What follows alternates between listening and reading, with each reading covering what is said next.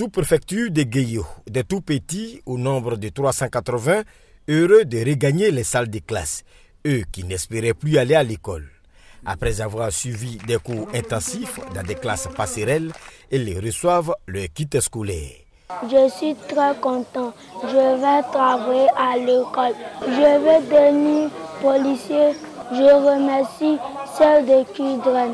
Dans le cadre de la lutte contre le travail des enfants, l'ONG Save the Children, à travers le projet Work No Child Business, entendez, le travail ce n'est pas l'affaire des enfants, initie des classes passerelles dans la région de la Nawa, grande zone productrice de cacao, afin de reprendre les enfants non scolarisés ou déscolarisés. Aujourd'hui, grâce à l'ONG Save the Children, ce sont des centaines d'enfants dont l'âge est avancé pour la scolarisation, qui rêvent à nouveau de retrouver le chemin de l'école, car à travers l'école, ils peuvent avoir un avenir meilleur. Le projet Work No Child Business a pour objectif principal de contribuer à l'élimination du travail des enfants dans le secteur du cacao, mais également à offrir aux enfants l'accès à l'éducation de qualité. Nous avons mis en place 12 classes passerelles qui ont permis de toucher 280 enfants.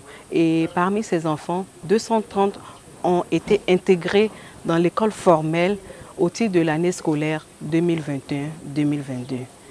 L'objectif, selon les responsables de l'ONG, est de mettre en place pour l'année scolaire 2021-2022 40 classes passerelles qui permettront à 1068 enfants de quitter les plantations et de reprendre le chemin de l'école.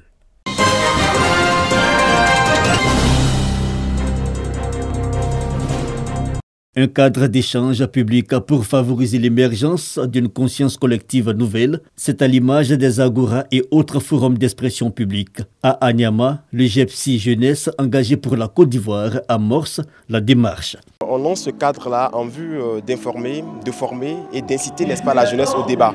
Parce que nous sommes aujourd'hui à un niveau d'immaturité, si je peux m'exprimer ainsi, grandissante ici en Côte d'Ivoire, et partout c'est le buzz qui fait l'actualité. Alors nous avons besoin, nous autres, en tant que jeunesse consciente, n'est-ce pas, d'offrir un cadre différent que ce que nous avons l'habitude de toujours voir, un cadre qui appelle à l'intellect, qui appelle à la réflexion, qui appelle à la promotion de la pensée.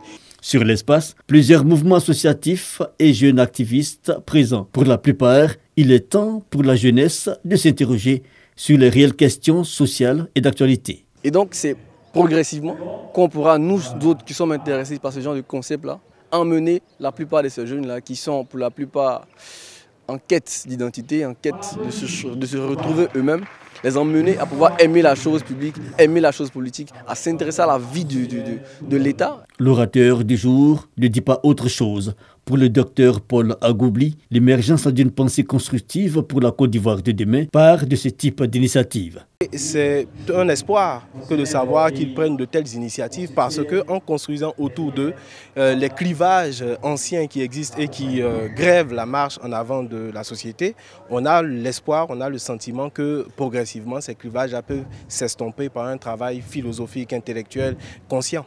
La Côte d'Ivoire de la République à la nation, c'est le thème abordé. Ce forum de débat est appelé à s'ouvrir à la classe politique dans les prochains mois.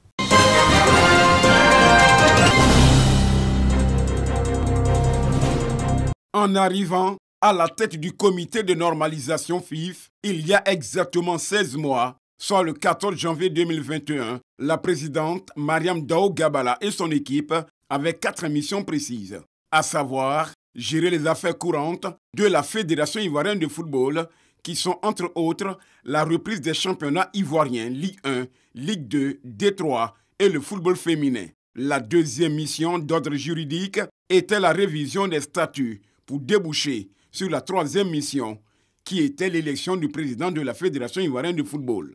Sur ces 3 premiers points, et même la dernière ligne, qui était de réviser les statuts de certaines parties prenantes, la mission fut accomplie pour la sénatrice et son comité exécutif. Cependant, au niveau du bilan sportif, la moisson n'a pas été fructueuse. Un véritable fiasco, parce qu'à la CAN, on était éliminé en 8e de finale. bon, ce qui n'est plus arrivé à la Côte d'Ivoire depuis bien longtemps. Au niveau de la Coupe du Monde aussi, bon, on n'a pas été capable de se qualifier pour les barrages, alors qu'on menait le bal jusqu'à la dernière journée. Tout en pensant avoir travaillé avec des valeurs bien définies, transparence, responsabilité citoyenne et le professionnalisme, Dao Gabala dit partir de la FIF avec ce sentiment. Les Ivoiriens ne s'aiment pas eux-mêmes.